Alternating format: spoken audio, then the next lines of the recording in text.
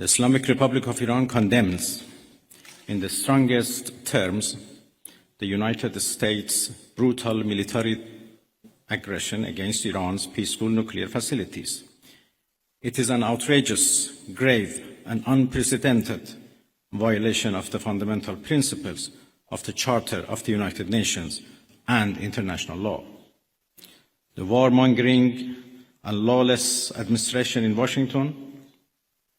is solely and fully responsible for the dangerous consequences and far-reaching implications of its act of aggression. The US military attack on the territorial integrity and national sovereignty of a UN member state, carried out with genocidal Israeli regime, carried out in collusion with the genocidal Israeli regime, has once again revealed the extent of the United States' hostility towards the peace-seeking people of Iran, who will never compromise over their independence and sovereignty. The Islamic Republic of Iran continues to defend Iran's territory, sovereignty, security, and people by all means necessary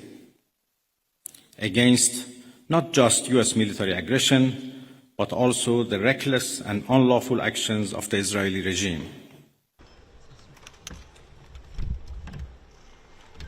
While President Trump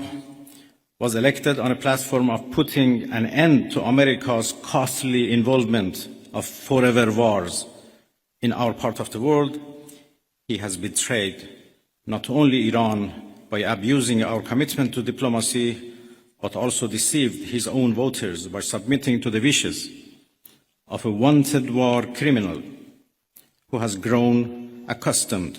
to exploiting the lives and wealth of American citizens to further the Israeli regime's objectives.